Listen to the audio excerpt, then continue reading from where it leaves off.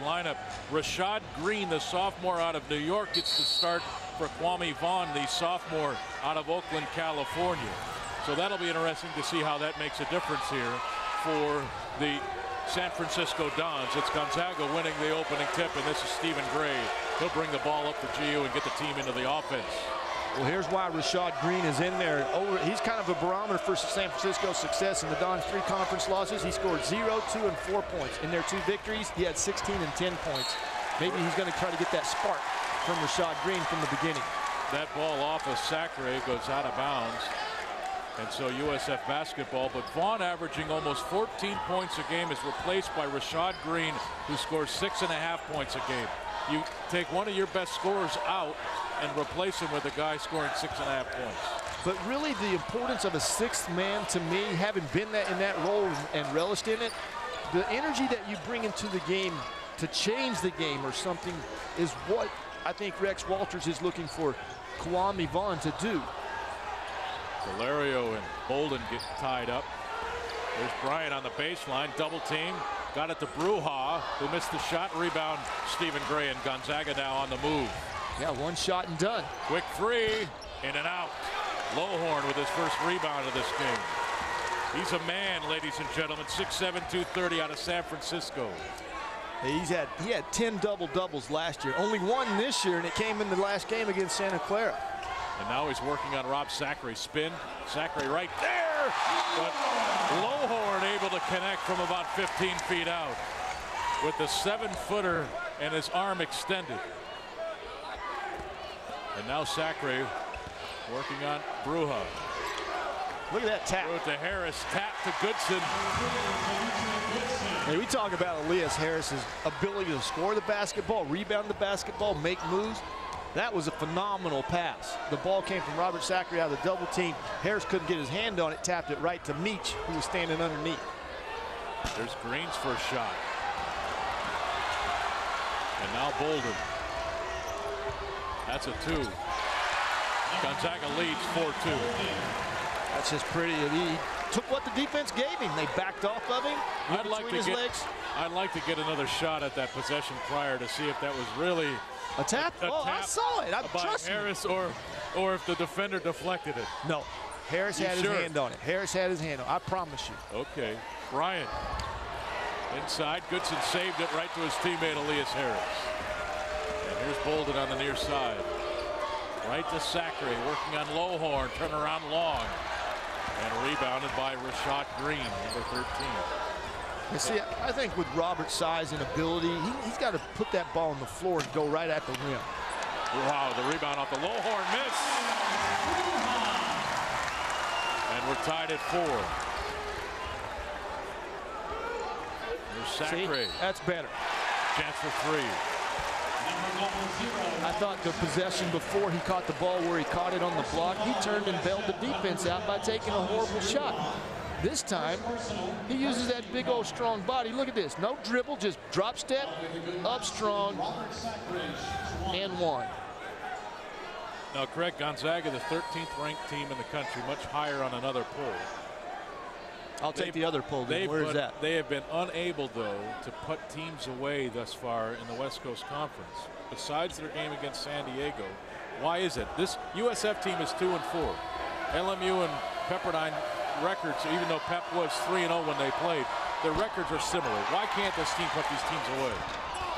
I really believe it has to do with a little bit of the offense that they run. They're given so much freedom. It's a lot of creating on your own. In the Zags teams in the past, we've seen, screen down, pop a jumper. I don't see a lot of that now. I see a lot of guys trying to create. And there's Rashad Green going to the rim. Does that make sense to you? I think what we see in Matt Bolden and Stephen Gray. How about Dimitri Goodson at the other end? There's some offense out of number 3. Gonzaga back out on top by 2. This is a young man that's struggling out there trying to keep himself on the floor. Why? He's only got 1.8 assists per game. That's from your point guard. If he's got to go in there, he's got to have a solution in mind before he goes in there. And that time he had a great solution, scoring the basket. Lowhorn connects from 3. And Matt Bolden now right at the other end. Here's Harris. Lines up the 3 and he answers for Gonzaga. little mano-a-mano going on, except Big Rob's got him on the defensive end, but Lehorn guarding Harris. But Harris shoots 42% from three. Lowhorn shoots 17%. Yep. He's 8 of 47 coming into this game. But what did we say in the open? He's got to play huge. Yeah, he does. Green. He bangs in the three.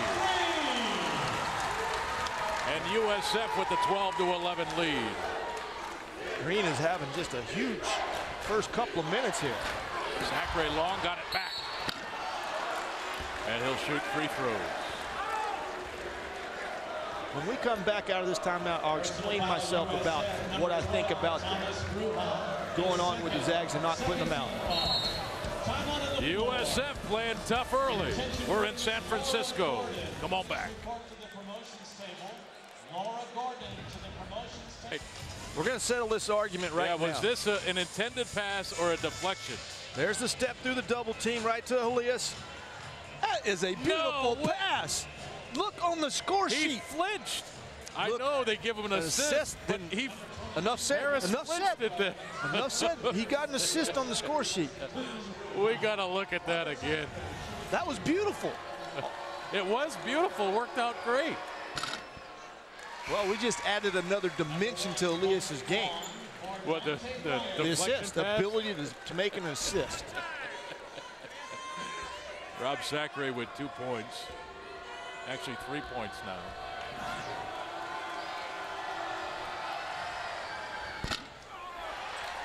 And 1 of 3 from the free throw line. And Kwame Vaughn, number 1, now into the game for USF. Here's Lowhorn. Delario, number 32, watched by Bolden. Watch him. He's a good three-point shooter. 30 of 60 right now for 50%. Lowhorn backing down on Harris. Turnaround, no good. Bolden keeps it alive for Gonzaga. 3 on 3. Harris running, left hand, good.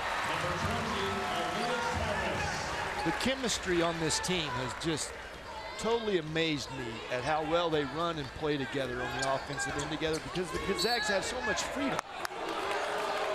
And now the foul on USF. Number 22, Paris Blackwell picks up his first personal foul. That's the first on USF. Okay, Bolden gets the second, long rebound from that. Takes the ball halfway to the middle. The two wings, Stephen Gray and Elias Harris, our three-headed monster that you talked about. Running the floor, spacing the floor, making it hard for the defense to guard you. Matt coming up with the right decision, getting the ball to the offside to Elias. Here's Harris working on Blackwell, and he traveled. Little hop in the step there. But that's not the usual move he makes. That was just a travel. He was trying to slide to the baseline, and before he could put the ball on the floor, he moved both feet. That's 2 turnovers now for Gonzaga. As Vaughn picked up the dribble. So Vaughn and Green both into the game for USF. Delario, 3-ball deep, well short. Stephen Gray picks it out of there, and now he's moving. Here's Harris. He shoots the three over Blackwell, and Elias with his second of the game. Gonzaga's lead is at 5. That's what makes him so spectacular. It's just, if you don't come out and guard him, they're not putting Lowhorn on him, so they got the bigger guy, Blackwell, on him, and Elias is saying, why am I going to go with this big guy? Why don't I just shoot while I'm out here? Blackwell on Olenek, pulls his way in, missed the shot. It's off of Mengistu Arap, and so possession stays with USF. Yeah, see, Blackwell's got his hands down, and Elias says, do you not realize I'm shooting 42% out here? Okay, I'll show you. So he showed Blackwell right there on that possession. And Harris now with 8 points on 3 of 3 shooting. 2 threes and a layup. Michael Williams, number 5 in for USF. Nice move and finish by